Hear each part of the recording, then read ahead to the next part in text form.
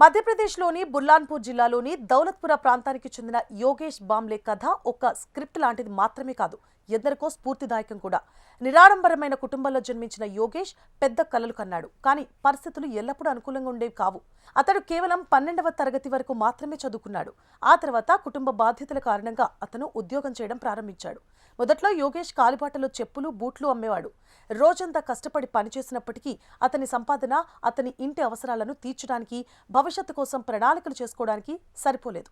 కానీ కష్టాలు ఒక వ్యక్తిని ఆలోచించేలా చేస్తాయి. యోగేష్కు తాను కాలిబాటపై వస్తువులు అమ్ముతున్నప్పుడు ప్రజలు బట్టల కోసం ఎంత ఖర్చు చేస్తుంటే రెడీమేడ్ దుస్తుల వ్యాపారాన్ని ఎందుకు ప్రారంభించకూడదు అనే ఆలోచన వచ్చిందని చెప్పాడు.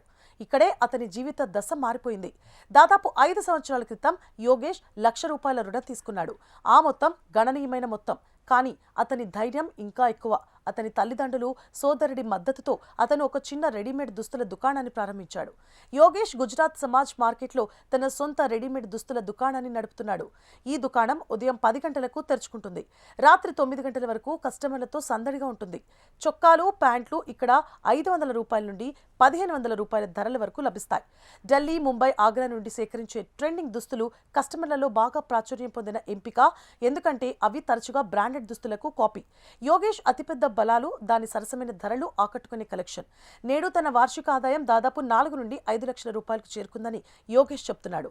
అంతేకాకుండా తన దుకాణంలో 3కి ఉపాధి కల్పిస్తున్నాడు.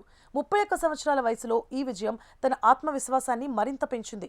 కేవలం డబ్బు సంపాదించడం మాత్రమే కాదు, తన ప్రాంతంలో వీలైనంత ఎక్కువ మందికి ఉపాధి కల్పించడం కూడా తన లక్ష్యమని చెబుతున్నాడు యోగేష్.